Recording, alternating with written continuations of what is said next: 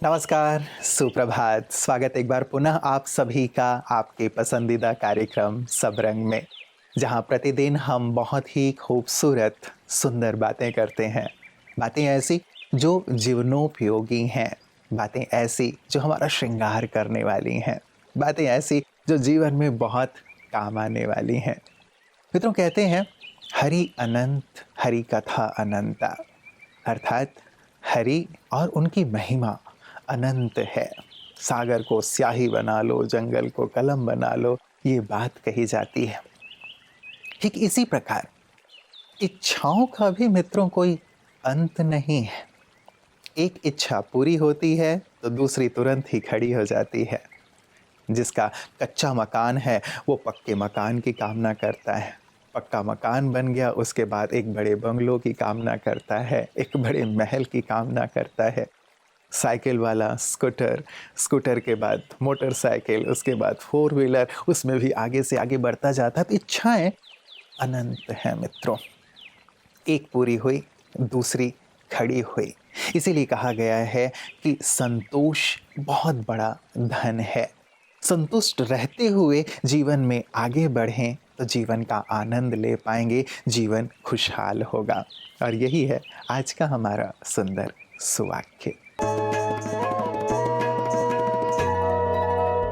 संतुष्टता खुशी की गुणवत्ता को दर्शाती है, उसकी मात्रा को नहीं।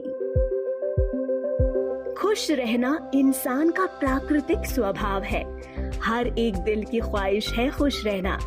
ये इंसान के मन का एक ऐसा भाव है जो इंसान को अपनी चरम सीमा पर ले जाता है, जहां वो जो चाहे वो हासिल कर सकता है।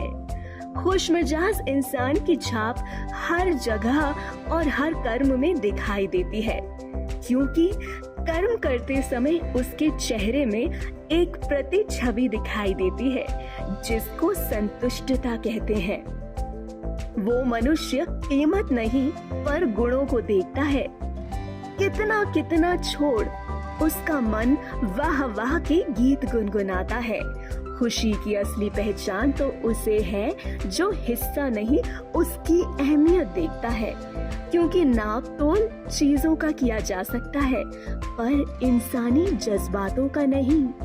जो जितना संतुष्ट वो उतना ही भाग्यवान, क्योंकि संतुष्टता हर एक मर्ज की दवा है, हर एक तृप्ति का आधार है और हर एक को सुकून प्रदान कर सभी शिकायतों को मिटा देती है। इसीलिए हमेशा खुशी का अनुभव कीजिए, उसके मूल्य से नहीं, उसकी भावना से।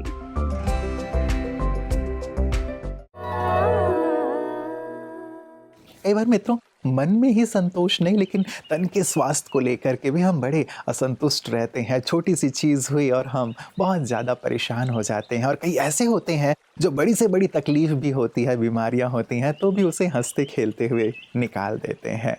यद्यपि हमें अपने शरीर का ध्यान रखना है, लेकिन यदि तन में कोई व्याधि आ भी जाए तो भी बहुत हल्के, संतुष्ट और खुश रहते हुए यदि हम उसे पार करते हैं तो हम बहुत सहज रूप से इस परिस्थिति को भी जीत लेते हैं। तो मन को संतोष धन से भरते हुए, तन को भी संतुष्ट रखते हुए, मन को संतुष्ट रखते हुए, आइए देखते हैं आज आपकी सेहत और आपके हाथ में डॉक्टर साहब हमें क्या सुना रहे हैं। ओम शांति। नमस्कार दोस्तों, आजकल समाज में, स्पेशली सिटीज़ में, अर्बन एरियाज़ में एक बीमारी बहुत कॉमन होती जा रही है। उसका नाम है क्रोनिक फैटिग सिंड्रोम। वैसे तो ये अधिकतर हमारे जो यंग लोग हैं और जो मिडिल एजेड लोग, उनको ज़्यादा होती है। वर्किंग पॉपुलेशन को ज़्यादा होती है। ये हाउस वाइफ में भी होती है।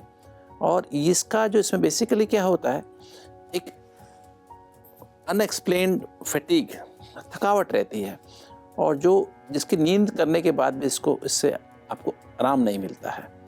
और इसमें चक्कर आते हैं, ये जो मूविंग पर या मूवमेंट करने पर या लेटे हुए उठने से, या फिर हमें कई बार खड़े होने से भी चक्कर आते हैं।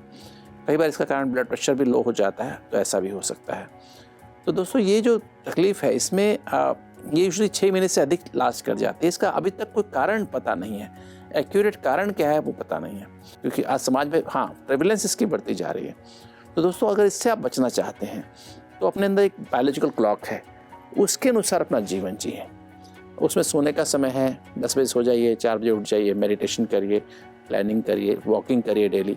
अगर आप नियमित जीवन एक हेल्दी लाइफस्टाइल जिएंगे, जिसे हम 3 डायमेंशनल हेल्थ केयर लाइफस्टाइल भी कहते हैं, राजयोग मेडिटेटिव लाइफस्टाइल कहते हैं, जिसमें आप spiritual care, mental care, physical care तीनों करेंगे, तो आप देखेंगे हेल्दी रहेंगे और इस बीमारी से बचेंगे। और स्ट्रेस से बचिए, और स्ट्रेस का सबसे अच्छा तरीका मेडिटेशन है।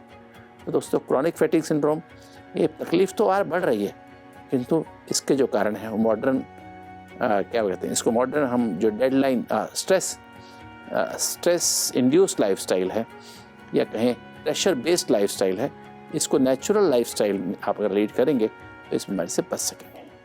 ओम शांति। बचपन में एक कहानी हम सब ने सुनी होगी और याद भी होगी कि ईश्वर एक व्यक्ति से कहते हैं, सूर्यास्त तक तो जितना दौड़ लेगा उतनी ज़मीन तेरी हो जाएगी।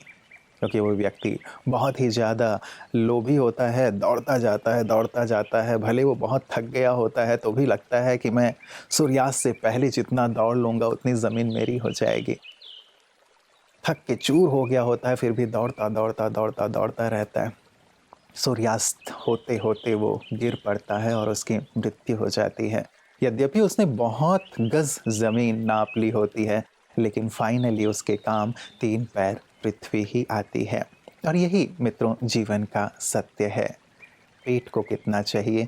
2 रोटी, और फाइनली हमें 3 पैर पृथ्वी ही तो चाहिए। फिर भी जो मन की भूख है वो भूख हमें दौड़ाती रहती है और जीवन के सत्य से, आनंद से वंचित रखती है। इस पर हमें ज़रूर विचार करना है मित्रों, और इसी पर विचार करते हैं हमारे विशिष्ट जन भी, जिन्होंने जीवन को गहराई से समझा है, आध्यात्म को गहराई से समझा है, और जब कभी वो आध्यात्मिक मंच पर भी आते हैं तो अपने आध्यात्मिक अनुभवों को हमारे साथ साझा करते हैं।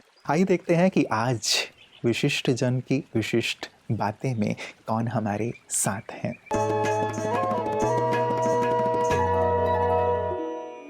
मेडिटेशन जो सिखाया जा रहा है, मेरा मानना ये है कि जो मन को नियंत्रित किया जा सकता है तो केवल एक मार्ग मेडिटेशन और ध्यान ही है। तर्क से हम हमारे माइंड को नियंत्रित नहीं कर सकते। बिना तर्क कुछ भी अगर किया जा सकता है तो वो मार्ग केवल मेडिटेशन ही है। और जो मैं आज सुबह भी मैंने मेडिटेशन सेशन अटेंड किया था, उषा सिस्टर द्वारा आयोजित किया हुआ जी। तो मैंने भी बहुत ही अच्छा अनुभव महसूस किया आज, कि मैं शरीर ही नहीं है मेरा, ऐसा एक्सपीरियंस हुआ था आज मेरी मेडिटेशन में। तो मेरा ये स्ट्रांगली मानना है कि मेडिटेशन अगर आप करते रहो, करना चाहिए, ज़रूरी है।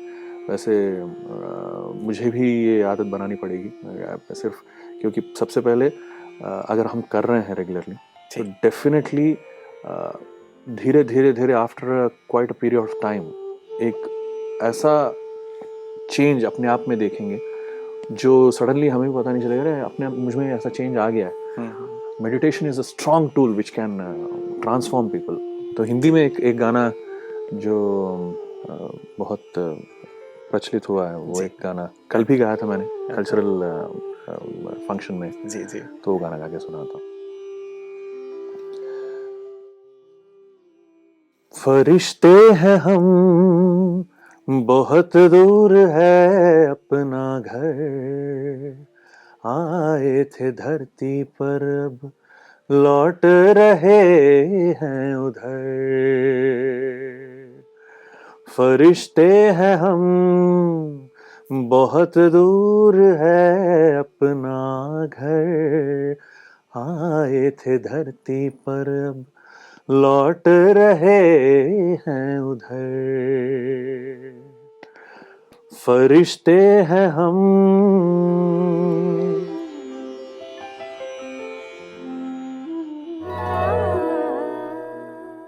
चाह गई चिंता मिटी मनवा बेपरवाह, जिसको कहो ना चाहिए सोई शहंशाह। एक महत्वपूर्ण सी बात सीख देती हुई हम सबको कि जिसे कुछ नहीं चाहिए वास्तव में वही शहंशाह है, और यदि चाहना चाहना की इच्छा बनी हुई है तो वो दरिद्रता ही जीवन में कायम रहती है।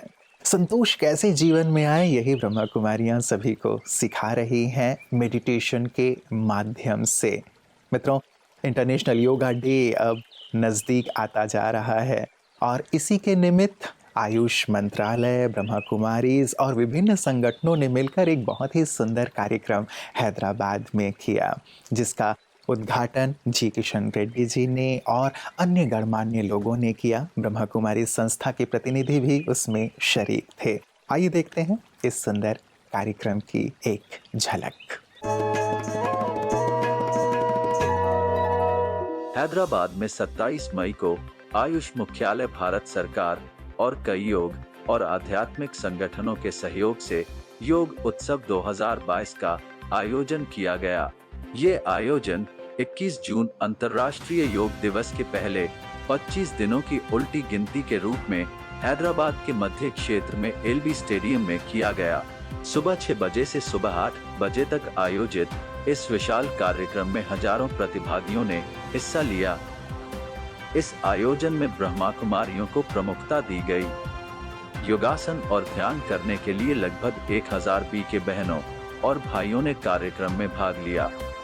कुलदीप दीदी को केंद्रीय पर्यटन मंत्री भाई किशन रेड्डी ने उनके बहुमूल्य सहयोग के लिए सम्मानित किया।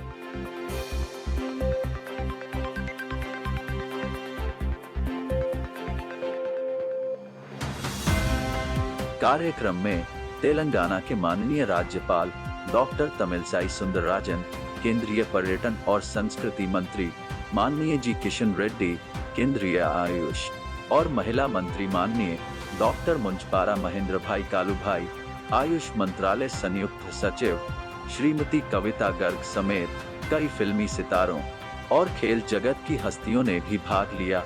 अन्य आध्यात्मिक संगठन जैसे Patanjali, art of living, Isha foundation, Ramchandra mission, love for yoga trust, Kaivalya yoga समूह और कुछ अन्य ने कार्यक्रम में भाग लिया।